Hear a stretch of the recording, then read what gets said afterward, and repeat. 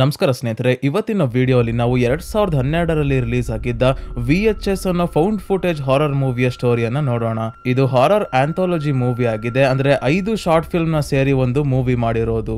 VHS tape ನ ಕದಿಯೋಕೆ ಒಂದು ಮನೆಗೆ ಕಳ್ಳರು ಬಂದಾಗ ಇಲ್ಲಿ ತುಂಬಾನೇ ಟೇಪ್ಸ್ ಇರೋದನ್ನ ನೋಡಿ ಯಾವ್ದನ್ನ ಕದಿಬೇಕು ಅಂತಾನೆ ಗೊತ್ತಾಗಲ್ಲ. ಅದಕ್ಕೆ ಒಂದೊಂದೇ ಟೇಪ್ಸ್ ಅನ್ನ ಪ್ಲೇ ಮಾಡಿ ನೋಡ್ತಾರೆ. ಅದರಲ್ಲಿ ಯಾವ್ಯಾವ ರೀತಿ ಕ್ರೈಮ್ಸ್ ನಡೆಯುತ್ತೆ ಅನ್ನೋದನ್ನ ತುಂಬಾನೇ ಭಯಾನಕವಾಗಿ ತೋರಿಸಿದ್ದಾರೆ. ಸೊ ಸ್ನೇಹಿತರೆ, ಈ ಮೂವಿಯ ಸ್ಟೋರಿಯ ಕಡೆ ಹೋಗಕ್ಕಿಂತ ಮುಂಚೆ ಇನ್ನು ನೀವು ಈ ಚಾನಲ್ಗೆ ಸಬ್ಸ್ಕ್ರೈಬ್ ಆಗಿಲ್ಲ ಅಂದ್ರೆ ಈ ಕೂಡಲೇ ಸಬ್ಸ್ಕ್ರೈಬ್ ಆಗಿ ಮತ್ತೆ ಪಕ್ಕದಲ್ಲೇ ಇರೋ ಬೆಲ್ ಐಕನ್ ನ ಪ್ರೆಸ್ ಮಾಡಿ.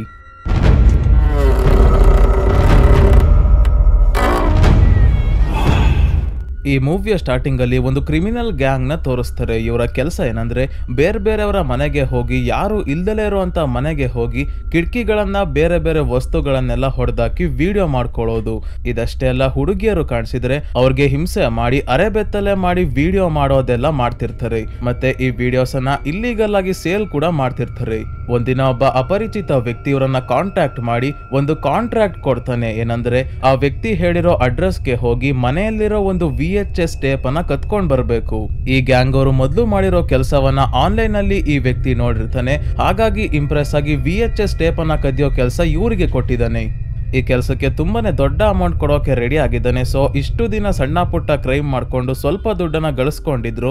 ಆದ್ರೆ ಈಗ ಸಿಕ್ಕಿರೋ ಕೆಲಸ ಇವರ ಕ್ರೈಮ್ ಆಕ್ಟಿವಿಟಿಯನ್ನ ಎಕ್ಸ್ಪ್ಯಾಂಡ್ ಮಾಡೋದಕ್ಕೆ ಹೆಲ್ಪ್ ಮಾಡುತ್ತೆ ಅಂತ ಹೇಳಿ ಜೋಶಲ್ಲಿ ಆ ಅಪರಿಚಿತ ವ್ಯಕ್ತಿ ಹೇಳಿದ ಮನೆಗೆ ಬರ್ತಾರೆ. ಆ ಒಂದೇ ಒಂದು VHS ಟೇಪ್ ಅನ್ನ ಕದಿಯೋಕೋಸ್ಕರ. ಆದ್ರೆ ಮನೆಗೆ ಬಂದಾಗ ಒಂದು ಶಾಕಿಂಗ್ ದೃಶ್ಯವನ್ನ ನೋಡ್ತಾರೆ. ಏನಂದ್ರೆ ಆಲ್ರೆಡಿ ಮನೆಯ ಓನರ್ ಸಾವನ್ನಪ್ಪಿದ್ದಾನೆ. ಅವನ ದೇಹ ಚೇರ್ ಮೇಲೆ ಇದೆ. ಇವನ ಮುಂದೆ ಒಂದಷ್ಟು ಟಿವಿಗಳಿದಾವೆ. ನಮ್ ಕೆಲಸ ಇನ್ನೂ ಈಸಿ ಆಯ್ತು. ಈಗ ಆರಾಮಾಗಿ ಯಾರು ತೊಂದ್ರೆನೂ ಇಲ್ದಂಗೆ ನಮಗೆ ಬೇಕಾಗಿರೋ VHS ಟೇಪ್ ನ ಹುಡ್ಕೊಂಡು ಹೋಗ್ಬೋದು ಅಂತ ಬೇಸ್ಮೆಂಟ್ ಗೆ ಬರ್ತಾರೆ. ಇಲ್ಲಿ 100 VHS ಟೇಪ್ಗಳಿದಾವೆ. ಇಷ್ಟರಲ್ಲಿ ಇವರು ಕತ್ಕೊಂಡು ಹೋಗ್ಬೇಕಾಗಿರೋ ಟೇಪ್ ಯಾವುದು ಅಂತ ಗೊತ್ತಾಗ್ತಿಲ್ಲ.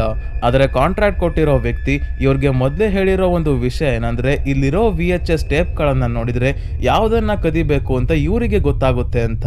ಅದಕ್ಕೆ ಇವ್ರೇನ್ ಡಿಸೈಡ್ ಮಾಡ್ತಾರೆ ಅಂದ್ರೆ ಎಲ್ಲಾ ಟೇಪ್ಸ್ ಅನ್ನ ಒಂದಾದ್ಮೇಲೆ ಒಂದು ನೋಡೋಣ, ಯಾವ್ದನ್ನ ಕದಿಬೇಕು ಅಂತ ಮೋಸ್ಟ್ಲಿ ಗೊತ್ತಾಗ್ಬೋದು ಅಂತ ಒಂದಾದ್ಮೇಲೆ ಒಂದು ಟೇಪ್ ಅನ್ನ ಪ್ಲೇ ಮಾಡಿ ನೋಡೋದಕ್ಕೆ ಶುರು ಮಾಡ್ತಾರೆ.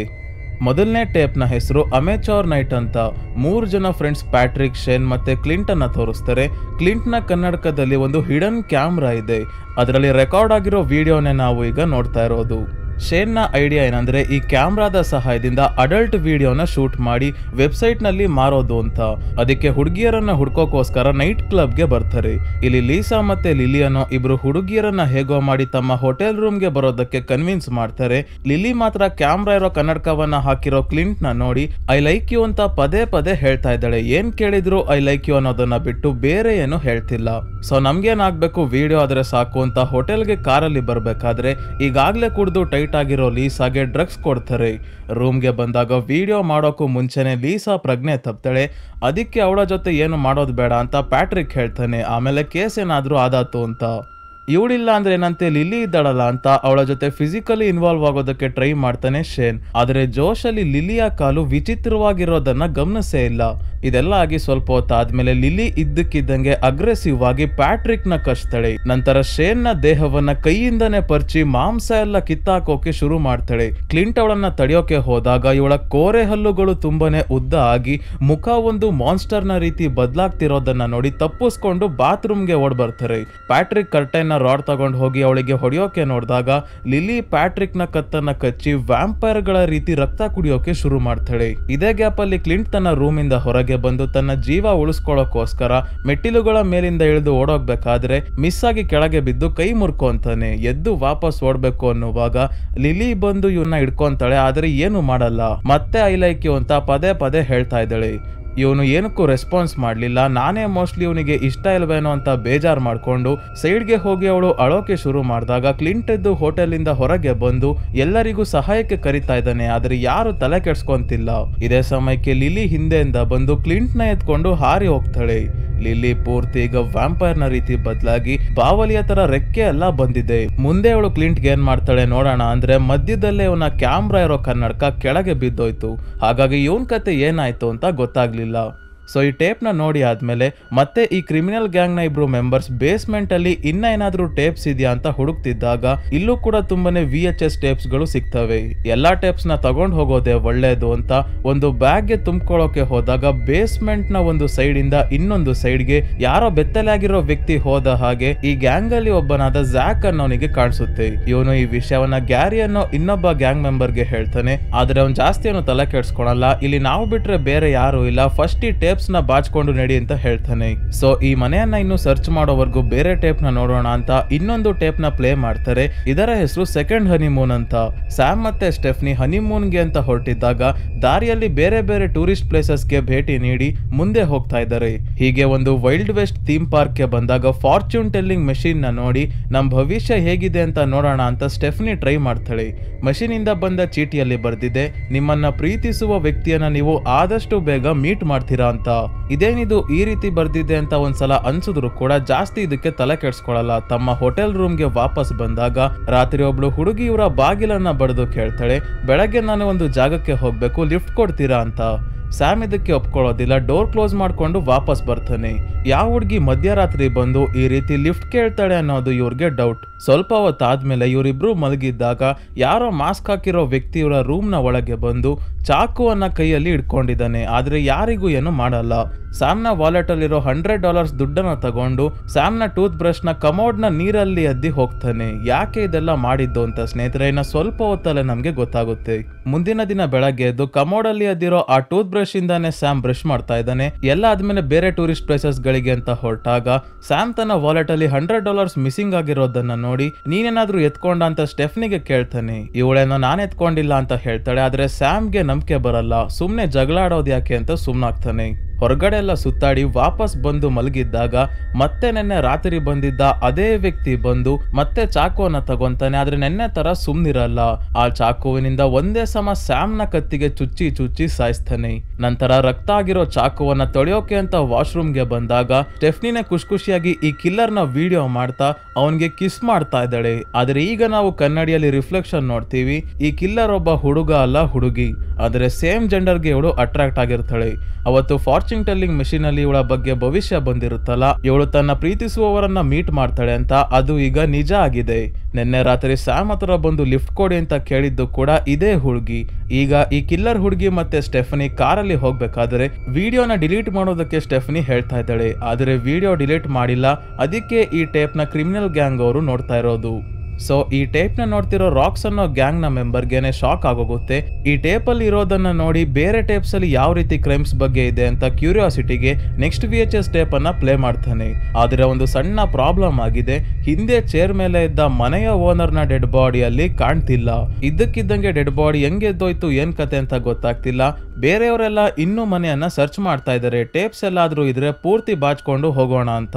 ಆದ್ರೆ ಒಂದು ವಿಷಯ ಈ ಗ್ಯಾಂಗ್ ಅವ್ರಿಗೆ ಅರ್ಥ ಆಗ್ತಿಲ್ಲ. ಅಂತದೇನಿದೆ ಅವ್ರಿಗೆ ಬೇಕಾಗಿರೋ ಟೇಪ್ ಅಲ್ಲಿ ಅಷ್ಟೊಂದು ದುಡ್ಡನ್ನ ನಮ್ಗೆ ಕೊಡ್ತಿದಾರಲ್ಲ ಅಂತ. ಏನಾದ್ರೂ ಇರ್ಲಿ ದುಡ್ಡು ಇಂಪಾರ್ಟೆಂಟ್ ಅಂತ ತಮ್ಮ ಕೆಲಸವನ್ನ ಮುಂದುವರಿಸ್ತಾರೆ. ಅದೇ ಇನ್ನೊಂದ್ ಕಡೆ ರಾಕ್ಸ್ ನೆಕ್ಸ್ಟ್ ಟೇಪ್ ಅನ್ನ ಪ್ಲೇ ಮಾಡ್ತಾನೆ. ಈ ಟೇಪ್ ನ ಹೆಸರು ಟ್ಯೂಸ್ಡೇ ದ 17th. 4 ಜನ ಫ್ರೆಂಡ್ಸ್ ಜೋಯ್, ಸ್ಪೈಡರ್, ಸಮ್ಯಾಂಥಾ ಮತ್ತೆ ವೆಂಡಿ ಕಾಡಿನ ಒಳಗೆ ಕ್ಯಾಂಪಿಂಗ್ ಗೆ ಹೊರಟಿದ್ದಾರೆ.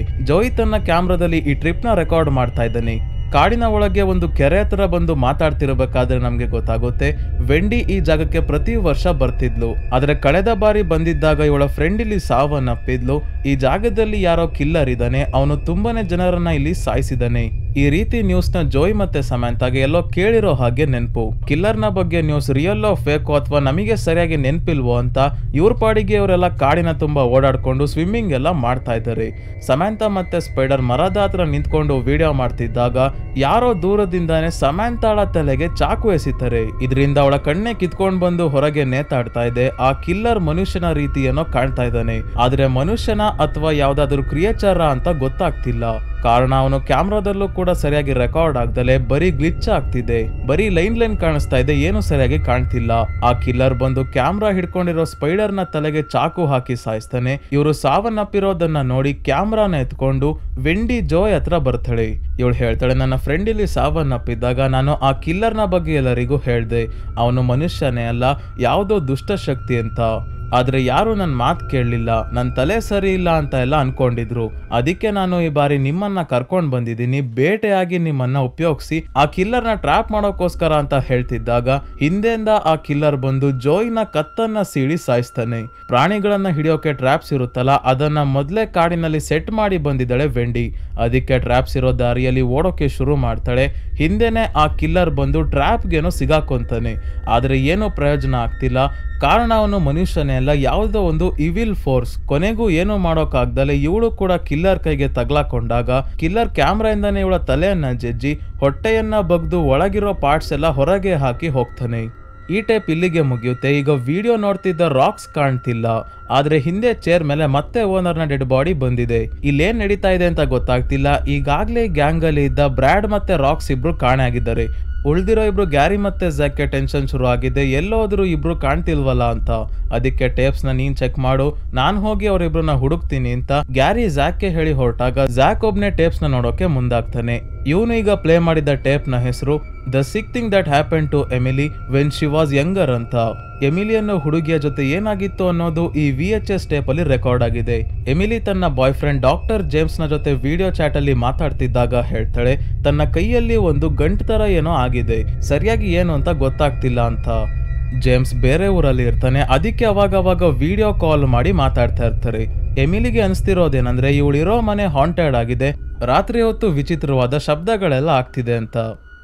ಸೊ ಒಂದಿನ ರಾತ್ರಿ ಮನೆಯಲ್ಲಿ ಪ್ಯಾರಾನಾರ್ಮಲ್ ಆಕ್ಟಿವಿಟೀಸ್ ಆಗ್ತಿದ್ದಾಗ ಜೇಮ್ಸ್ಗೆ ವಿಡಿಯೋ ಕಾಲ್ ಮಾಡಿ ನೀನೇ ಲೈವ್ ಆಗಿ ಕೇಳಿಸ್ಕೋ, ಈ ಮನೆ ಖಂಡಿತ ಹಾಂಟೆಡ್ ಆಗಿದೆ ಅಂತ ಜೇಮ್ಸ್ಗೆ ಹೇಳ್ಬೇಕಾದ್ರೆ ಒಂದು ಮಗು ಇದ್ದಕ್ಕಿದ್ದಂಗೆ ಬಂದು ರೂಮ್ ನ ಡೋರ್ ಅನ್ನ ಲಾಕ್ ಮಾಡುತ್ತೆ. ಇದನ್ನ ನೋಡಿನೂ ಕೂಡ ಜೇಮ್ಸ್ ನಂಬೋದಿಲ್ಲ, ಗಾಳಿಗೆ ಡೋರ್ ಹಾಕೊಂಡಿರ್ಬೋದು ಅಂತ ಹೇಳ್ತಾ ಇದ್ದಾನೆ. ಆದ್ರೆ ಎಮಿಲಿ ಮತ್ತೆ ಮುಂದಿನ ದಿನ ರಾತ್ರಿ ಹೀಗೆ ಆದಾಗ ವಿಡಿಯೋ ಕಾಲ್ ಮಾಡ್ತೀನಿ, ಅದನ್ನ ರೆಕಾರ್ಡ್ ಮಾಡ್ಕೊಂಡು ನೋಡು ಅಂತ ಹೇಳ್ತಾಳೆ. ಇದೇ ರೀತಿ ರಾತ್ರಿ ಮತ್ತೆ ಕಾಲ್ ಮಾಡಿದಾಗ ಆ ಮಗು ಇವಳಿಗೆ ಕಾಣಿಸ್ಕೊಳ್ಳುತ್ತೆ. ಆದ್ರೆ ಗಾಬರಿಯಲ್ಲಿ ಜೇಮ್ಸ್ ರೆಕಾರ್ಡೇ ಮಾಡ್ಕೊಂಡಿರಲ್ಲ. ಮುಂದಿನ ದಿನ ಎಮಿಲಿ ಕೈಯಲ್ಲಿ ಆಗಿರೋ ಗಂಟು ಮೂವ್ ಆಗ್ತಿದೆ, ಅದನ್ನ ಶಾರ್ಪ್ ಆಗಿರೋ ವಸ್ತುವಿನಿಂದ ಆ ಜಾಗವನ್ನ ಚುಚ್ಕೊಂಡು ಓಪನ್ ಮಾಡ್ಕೊಂತಾ ಇದ್ದಾಳೆ. ಅದಕ್ಕೆ ಜೇಮ್ಸ್ ಈ ರೀತಿ ಎಲ್ಲ ಮಾಡಬೇಡ, ಫಸ್ಟ್ ಗಾಯನ ಕ್ಲೀನ್ ಮಾಡ್ಕೊ, ನಾನ್ ಬಂದು ನೋಡ್ತೀನಿ ಅಂತ ಹೇಳಿದಾಗ ಸುಮ್ನಾಗ್ತಾಳೆ. ಮತ್ತೆ ರಾತ್ರಿ ಅದೇ ಗೋಳು, ಮನೆಯಲ್ಲಿ ಏನೇನೋ ಶಬ್ದ ಆಗ್ತಿದೆ ಅಂತ ವಿಡಿಯೋ ಕಾಲ್ ಮಾಡಿದಾಗ ಈ ಬಾರಿ ಆದ್ರೂ ರೆಕಾರ್ಡ್ ಮಾಡ್ಕೊ, ನಾನು ಆ ಮಗುವಿಗೆ ಏನ್ ಬೇಕು ಅಂತ ಡೈರೆಕ್ಟ್ ಆಗಿ ಕೇಳ್ತೀನಿ, ನನಗೆ ಎಲ್ಲಾ ವಿಷಯ ಗೊತ್ತಾಗ್ಬೇಕು ಅಂತ. ಹಾಲ್ಗೆ ಬಂದಾಗ ಈಗ ಇನ್ನ ಇಬ್ರು ಎಕ್ಸ್ಟ್ರಾ ಇದ್ದಾರೆ. ಒಬ್ಳು ಹುಡುಗಿ ಇವಳ ಮುಂದೆನೆ ನಿಂತ್ಕೊಂಡಿದ್ದಾಳೆ. ಸಡನ್ ಆಗಿ ಈಗ ತುಂಬಾನೇ ಬೆಳಕು ಬಂದಾಗ ಎಮಿಲಿ ಪ್ರಜ್ಞೆ ತಪ್ಪಿ ಬೀಳ್ತಾಳೆ. ಇದನ್ನ ವಿಡಿಯೋ ಕಾಲ್ ಅಲ್ಲಿ ನೋಡ್ತಿದ್ದ ಜೇಮ್ಸ್ 5 ನಿಮಿಷಕ್ಕೆ ಎಮಿಲಿ ಹತ್ರ ಬಂದ. ಇದು ಹೇಗೆ ಬೇರೆ ಊರಲ್ಲಿ ಇರೋನು 5 ನಿಮಿಷಕ್ಕೆ ಬಂದ ಅಂದ್ರೆ ಇವನು ಇಲ್ಲಿವರೆಗೂ ಎಮಿಲಿಗೆ ಟೋಪಿ ಆಗ್ತಿದ್ದ ಅಂತ. ಇವನು ಎಲ್ಲೂ ಹೋಗಿರ್ಲಿಲ್ಲ, ಎಮಿಲಿ ಇರೋ ಅಪಾರ್ಟ್ಮೆಂಟ್ ನ ಸುತ್ತಮುತ್ತಾನೆ ಎಲ್ಲೋ ಇದ್ದು ಅವಳ ಮೇಲೆ ಒಂದು ಕಣ್ಣಿಟ್ಟಿರ್ತಾನೆ. ಈಗ ಎಮಿಲಿಯ ದೇಹದ ಮೇಲೆ ಸ್ವಲ್ಪ ಕಟ್ ಮಾಡಿ ಒಳಗಿಂದ ಒಂದು ಏಲಿಯನ್ ಹ್ಯೂಮನ್ ಹೈಬ್ರಿಡ್ ಮಗುವನ್ನ ಹೊರಗೆ ತೆಗಿತಾನೆ. ಅಂದ್ರೆ ಸ್ನೇಹಿತರೆ, ಎಮಿಲಿಗೆ ಕಾಣಿಸಿದ ಆ ಮಗು ಮತ್ತೆ ಹುಡುಗಿ ಎಲ್ಲ ಏಲಿಯನ್ಸ್ ಆಗಿರ್ತಾರೆ. ಜೇಮ್ಸ್ ಅವರ ಜೊತೆನೆ ಸೇರ್ಕೊಂಡು ಈ ಕೆಲಸ ಮಾಡ್ತಿದ್ದಾನೆ. ಅಂದ್ರೆ ಏಲಿಯನ್ನ ಮಗುವನ್ನ ಮನುಷ್ಯರ ದೇಹದಲ್ಲಿ ಬೆಳೆಸಿ ಹೈಬ್ರಿಡ್ ಸೃಷ್ಟಿ ಮಾಡೋದು. ಇವಳ ಜೊತೆ ಇದೇ ರೀತಿ ಇನ್ನೆಷ್ಟು ಸಲ ಮಾಡ್ತೀರಾ? ಪದೇ ಪದೇ ಅವಳನ್ನ ಉಪಯೋಗಿಸ್ಕೊಂಡು ಏಲಿಯನ್ ಹೈಬ್ರಿಡ್ ನ ಸೃಷ್ಟಿ ಮಾಡ್ತಿದ್ರೆ ಅವಳು ಬದುಕೋದಿಲ್ಲ ಅಂತ ಜೇಮ್ಸ್ ಏಲಿಯನ್ಗೆ ಹೇಳ್ತಿದ್ದಾನೆ. ಮತ್ತೆ ಅವಳ ಕೈಯಲ್ಲಿ ಏನೋ ಗಂಟು ಅಂತ ಕಿತಾಕೊಂತಿರ್ತಾಳಲ್ಲ, ಅದು ಒಂದು ಟ್ರ್ಯಾಕಿಂಗ್ ಡಿವೈಸ್ ಆಗಿದೆ. ಸೊ ಈಗ ಏಲಿಯನ್ಸ್ ಇವಳ ನೆನಪನ್ನೆಲ್ಲ ಎರೇಸ್ ಮಾಡ್ತಾರೆ, ರಾತ್ರಿ ನಡೆದಿದ್ದೆಲ್ಲ ಮರ್ತೋಗ್ಲಿ ಅಂತ. ಜೇಮ್ಸ್ ಇವಳ ಕೈಯನ್ನ ಮುರಿದಾಕ್ತಾನೆ. ಆಕ್ಸಿಡೆಂಟ್ ನ ಕಾರಣದಿಂದ ಇವಳ ದೇಹದ ಮೇಲೆ ಗಾಯ ಆಗಿದೆ, ಅದಕ್ಕೆ ಪ್ರಜ್ಞೆ ತಪ್ಪಿದ್ದು ಅಂತ ಹೇಳೋದಕ್ಕೋಸ್ಕರ. ಮುಂದಿನ ದಿನ ವಿಡಿಯೋ ಕಾಲ್ ನಲ್ಲೇ ಮತ್ತೆ ಇವರಿಬ್ರು ಮಾತಾಡ್ತಾ ಇದ್ದಾರೆ.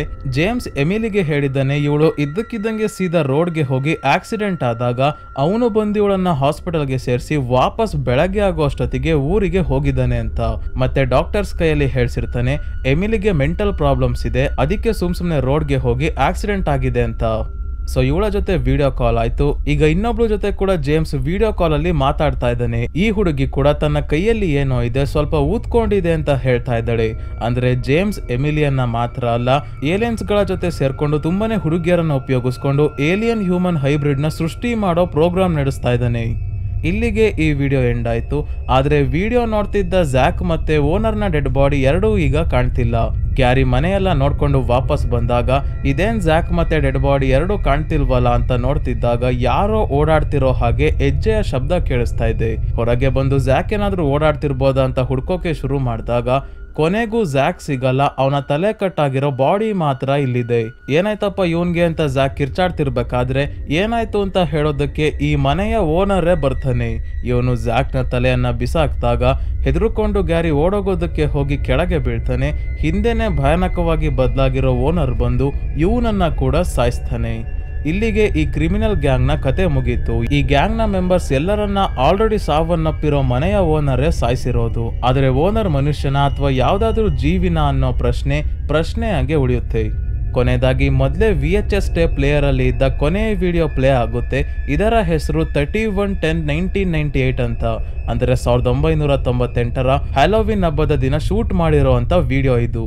4 ಜನ ಫ್ರೆಂಡ್ಸ್ ಹ್ಯಾಲೋವಿನ್ ಪಾರ್ಟಿಗೆ ಅಂತ ತಮ್ಮ ಫ್ರೆಂಡ್ ನ ಮನೆಗೆ ಹೋಗ್ತಿದ್ದಾರೆ. ಆದ್ರೆ ಅಡ್ರೆಸ್ ಗೊತ್ತಾಗ್ದಲ್ಲೇ ಒಂದು ಬೇರೆ ಮನೆಗೆ ಬರ್ತಾರೆ. ಇಲ್ಲಿ ಯಾರು ಇಲ್ಲ, ಅದಕ್ಕೆ ನಾವೇ ಎಲ್ಲೋ ಫಸ್ಟ್ ಬಂದ್ಬಿಟ್ಟಿದೀವಿ ಅಂತ ಮನೆಯನ್ನ ಎಕ್ಸ್ಪ್ಲೋರ್ ಮಾಡ್ಬೇಕಾದ್ರೆ ಒಬ್ಳು ಹುಡುಗಿಯ ಆತ್ಮ ಬೇರೆ ಬೇರೆ ಜಾಗದಲ್ಲಿ ಕಾಣಿಸ್ಕೊಳ್ಳೋಕೆ ಶುರು ಆಗ್ತಿದೆ. ಒಂದು ಕನ್ನಡಿಯಲ್ಲೂ ಕೂಡ ಒಬ್ಳು ಹುಡುಗಿಯ ಆತ್ಮ ಕಾಣಿಸುತ್ತೆ. ಇವ್ರಿಗೆ ಭಯ ಆದ್ರೂ ಕೂಡ ಇದು ಹ್ಯಾಲೋವಿನ್ ಸೆಟಪ್ ಅಂತ ಅನ್ಕೊಂಡು ತಮಾಷೆಯಾಗಿ ತಗೋಂತಾರೆ. ಹೀಗೆ ಒಂದಾದ್ಮೇಲೆ ಒಂದು ರೂಮ್ ನ ಚೆಕ್ ಮಾಡ್ಕೊಂಡು ಹೋಗ್ತಿದ್ದಾಗ ಯಾರೋ ಮಂತ್ರ ಹೇಳ್ತಿರೋ ಹಾಗೆ ಶಬ್ದ ಕೇಳಿಸ್ತಿದೆ. ಏನಂತ ನೋಡೋಕೆ ಬಂದ್ರೆ ಇಲ್ಲಿ ಕೆಲವು ವ್ಯಕ್ತಿಗಳು ಸೇರ್ಕೊಂಡು ಒಬ್ಳು ಹುಡುಗಿಯನ್ನ ಕಟ್ಟಾಕಿ ಅವಳ ಮೇಲೆ ಎಕ್ಸಾರ್ಸಿಸಮ್ ಮಾಡ್ತಾ ಇದ್ದಾರೆ. ಅವರೇನೋ ಸೀರಿಯಸ್ ಆಗಿದ್ದಾರೆ. ಈ 4 ಜನ ಫ್ರೆಂಡ್ಸ್ ಇದು ಹ್ಯಾಲೋವಿನ್ ಪ್ರಾಂಕ್ ಅಂತ ಅನ್ಕೊಂಡು ನಗಾಡ್ತಿದ್ದಾಗ ಎಕ್ಸಾರ್ಸಿಸಮ್ ಮಾಡ್ತಿದ್ದವರು ಫುಲ್ ವೈಲೆಂಟ್ ಆಗಿ ಇವರನ್ನ ಸೈಲೆಂಟ್ ಮಾಡೋಕೆ ಬರ್ತಾರೆ. ಆಗ ಒಂದು ಅದೃಶ್ಯವಾಗಿರೋ ದುಷ್ಟ ಶಕ್ತಿ ಎಕ್ಸಾರ್ಸಿಸಮ್ ಮಾಡ್ತಿದ್ದವರ ಮೇಲೆ ದಾಳಿ ಮಾಡಿ ಅವರನ್ನ ಕೊಲ್ಲೋಕೆ ಟ್ರೈ ಮಾಡ್ತಿದೆ.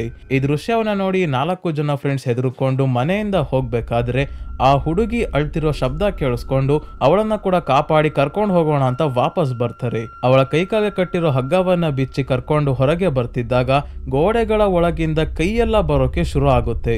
ಇವರನ್ನ ತಡೆಯೋಕೋಸ್ಕರ ಮತ್ತೆ ಡೋರ್ ಹತ್ರ ಬಂದಾಗ ಡೋರ್ ಇರ್ಲಿ ಕಿಟಕಿ ಎಲ್ಲ ಇದ್ದಕ್ಕಿದ್ದಂಗೆ ಗೋಡೆ ಆಗಿ ಬದಲಾಗ್ತಾ ಇದೆ. ಇವರನ್ನ ಒಳಗೇನೆ ಟ್ರ್ಯಾಪ್ ಮಾಡೋಕೆ. ಆಗ ಬೇಸ್ಮೆಂಟ್ ನ ಡೋರ್ ಅನ್ನ ಓಪನ್ ಮಾಡ್ಕೊಂಡು ಬೇಸ್ಮೆಂಟ್ ನ ಮುಖಾಂತರ ಹೊರಗೆ ಬಂದು ಕಾರ್ ತಗೊಂಡು ಹೊರಡ್ತಾರೆ. ಮತ್ತೆ ಈಗ ವಾಪಸ್ ಹೋಗೋಕೆ ಇವ್ರಿಗೆ ಅಡ್ರೆಸ್ ಗೊತ್ತಾಗ್ತಿಲ್ಲ. ಮ್ಯಾಪ್ ಏನೋ ಇದೆ, ಆದ್ರೆ ಅದನ್ನ ನೋಡೋಕೆ ಇವರ ಕರೆಂಟ್ ಲೊಕೇಶನ್ ಗೊತ್ತಾಗ್ಬೇಕಲ್ಲ, ಇವರು ಎಲ್ಲಿದ್ದಾರೆ ಅಂತ ಇವ್ರಿಗೇನೆ ಗೊತ್ತಾಗ್ತಿಲ್ಲ. ಸ್ವಲ್ಪ ದೂರ ಬಂದಾದ್ಮೇಲೆ ಕಾರ್ ಮಧ್ಯ ರೋಡಲ್ಲಿ ನಿಂತ್ಕೊಳ್ಳುತ್ತೆ. ಕಾರಲ್ಲಿ ಕೂತಿದ್ದ ಹುಡುಗಿ ಇದ್ದಕ್ಕಿದ್ದಂಗೆ ಮಾಯಾಗಿ ಕಾರ್ನ ಹೊರಗಿಂದ ಜೋರಾಗಿ ಕಿರಿಚ್ತಾ ಹಾಗೆ ಒಂದು ಪಕ್ಷಿಯಾಗಿ ಬದಲಾಗಿ ಪಕ್ಷಿಗಳ ಗುಂಪಿನ ಜೊತೆನೆ ಹಾರಿ ಹೋಗ್ತಾಳೆ. ಈಗ ಇವ್ರಿಗೆ ಅರಿವಾಗುತ್ತೆ ಕಾರ್ ನಿಂತಿರೋದು ರೋಡ್ ಮಧ್ಯದಲ್ಲಿ ಅಲ್ಲ, ರೈಲ್ವೆ ಟ್ರ್ಯಾಕ್ ನ ಮಧ್ಯದಲ್ಲಿ ಅಂತ. ಟ್ರೈನ್ ಬೇರೆ ಬರ್ತಾ ಇದೆ, ಡೋರ್ ಓಪನ್ ಆಗ್ತಿಲ್ಲ. ಏನಾದ್ರೂ ಮಾಡ್ಬೇಕು ಅನ್ನೋಷ್ಟೊತ್ತಿಗೆ ಟ್ರೈನ್ ಬಂದು ಇವರನ್ನ ಗುದ್ಕೊಂಡು ಹೋಗುತ್ತೆ. ಸೊ ಆ ಹುಡುಗಿ ನಿಜವಾಗ್ಲೂ ಪೊಸೆಸ್ಡ್ ಆಗಿದ್ಲು. ಅವಳನ್ನ ಕಾಪಾಡಿ ಇವರು ತಪ್ಪು ಮಾಡಿದ್ರು. ಸೊ ಸ್ನೇಹಿತರೆ, ಈ ಮೂವಿ ಇಲ್ಲಿಗೆ ಮುಗಿಯುತ್ತೆ. ಸ್ನೇಹಿತರೆ, ನಾನು ಮೊದಲೇ ಹೇಳಿದ ಹಾಗೆ 5 ಶಾರ್ಟ್ ಸ್ಟೋರಿಯನ್ನ ಸೇರಿಸಿ ಈ ಮೂವಿಯನ್ನ ಮಾಡಿರೋದು. ಅದಕ್ಕೆ ಒಂದಕ್ಕೊಂದು ಕನೆಕ್ಷನ್ ಇಲ್ಲ. ಕನೆಕ್ಷನ್ ಕೊಡೋದಕ್ಕೋಸ್ಕರ ಯಾವ ರೀತಿ ಮಾಡಿದ್ದಾರೆ ಅಂದ್ರೆ ಕ್ರಿಮಿನಲ್ ಗ್ಯಾಂಗ್ ಅವರು ಕುತ್ಕೊಂಡು ಎಲ್ಲಾ ವಿಡಿಯೋಸ್ ಅನ್ನ ನೋಡ್ತಿರೋ ಹಾಗೆ ತೋರಿಸಿದ್ದಾರೆ. ಮತ್ತೆ ಇದು ಫೌಂಡ್ ಫುಟೇಜ್ ಹಾರರ್ ಮೂವಿ ಆಗಿರೋದ್ರಿಂದ ಕೆಲವು ಪ್ರಶ್ನೆಗಳಿಗೆ ಉತ್ತರ ಸಿಗೋದಿಲ್ಲ. ಕರೆಕ್ಟ್ ಟೈಮ್ಗೆ ವಿಡಿಯೋ ಎಂಡ್ ಆಗ್ಬಿಟ್ಟಿರುತ್ತೆ. ಆದ್ರೆ ಈ ಮೂವಿಯಲ್ಲಿ ಏನಾಗಿರ್ಬೋದು ಅನ್ನೋ ಒಂದು ಸಣ್ಣ ಥಿಯರಿಯನ್ನ ನಿಮ್ಗೆ ನಾನು ಹೇಳ್ತೀನಿ. ತುಂಬಾನೇ ಕ್ರೈಮ್ಸ್ ಮಾಡಿರೋ ಆ ಕ್ರಿಮಿನಲ್ ಗ್ಯಾಂಗ್ ಅನ್ನ ಯಾರೋ ಒಬ್ಬ ವ್ಯಕ್ತಿ ಬೇಕು ಅಂತಾನೆ ಅವ್ರಿಗೆ ಶಿಕ್ಷೆ ಕೊಡೋದಕ್ಕೋಸ್ಕರ ಆ VHS ಟೇಪ್ ಗಳಿರೋ ಮನೆಗೆ ಕಳ್ಸಿರ್ತಾನೆ. ಮೋಸ್ಟ್ಲಿ ಆ ವ್ಯಕ್ತಿಗೆ ಗೊತ್ತಿರ್ಬೋದು ಈ ಮನೆಯಲ್ಲಿ ಯಾವುದೋ ಒಂದು ಭಯಾನಕವಾದ ಕ್ರಿಯೇಚರ್ ಇದೆ ಅಂತ.